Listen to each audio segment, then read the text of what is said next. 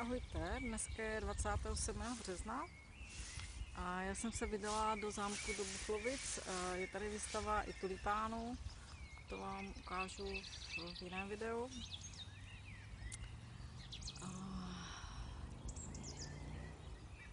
Minulý týden byl velmi nahuštěný, byla tam vlastně jarní rovnodennost, potom pak úplněk. Spousta lidí se opět hroutila, opět se s tím nevěděla rady.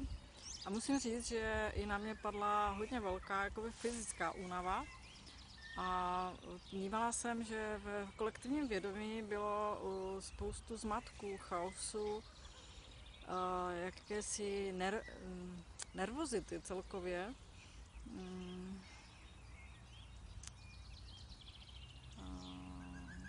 I vzteku. Hodně se tam zmotňovaly vzteky nejenom na ostatní, jak to všichni známe, ale hlavně vzteky sami na sebe, že ty věci neumíme řešit rychleji, pružněji, že se nám to děje pořád dokola. To bylo hodně velké téma, které se objevovalo i celý týden nebo 14 dnů na terapii. Lidi na mě byli různě naštvaní, jako opravdu se velmi po terapii na mě zlobili, že jsem jim rozsekala ty iluze, ale jinak to prostě nejde. Dneska, kromě toho, že je překrásné, ale opravdu překrásné počasí, tak se energie trochu zvolnila, trošku se uklidnila. Můžeme se nadechnout, ale pořád říkám, buďte obezřetní k tomu, co se kolem vás děje. Já nějak poslední dobu nemůžu být vůbec lhostejná k tomu, co se kolem mě děje. Dneska opět jsem byla svědkem hodně zvláštní situace, nad kterou se nikdo kromě mě nepozastavoval a nikdo vlastně to ani nebyl ochotný řešit. Při vystupování z autobusu řidič zavřel starou paní do dveří, která spadla, měla hůlku a nikdo k ní nešel. Ku podivu ani řidič. Jako. Tak jsem jí pomohla. Řekla jsem, ať se prodýchá, než bude pokračovat, jestli je v pořádku.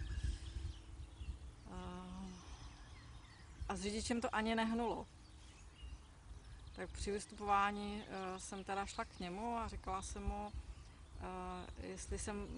jestli si myslí, že je to v pořádku, že jakoby řidič tohle autobusu tam někoho přivře, povalí ho na zem a ani se nejde podívat a ani se nezajímá o to, jak se cítí nebo jestli se mu něco nestalo.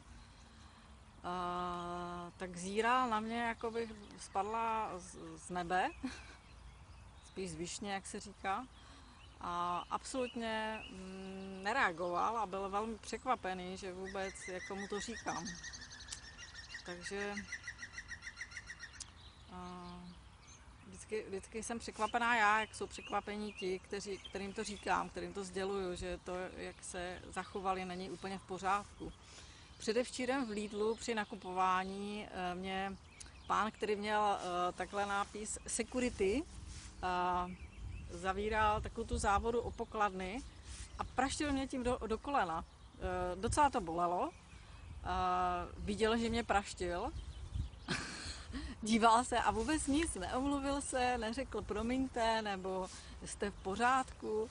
Tak jsem si ho nechala zavolat, až jsem zaplatila. A říkala jsem mu, že jeho chování je velmi zvláštní, že mě praští, že to vidí a nereaguje na to, jako by mu to bylo úplně jedno. Takže já vás prosím nabádám, nebuďte lhostejní k tomu, co se kolem vás děje. Říkejte to těm lidem, prosím. Z laskavosti, ale velmi důrazně. Takže to je téma, které se mně objevilo tento týden velmi umocněně. Tak jsem se s váma o to chtěla podělit. Mějte se krásně. Přeju vám hezký zbytek Velikonoc a brzo se uvidíme. Mějte se krásně.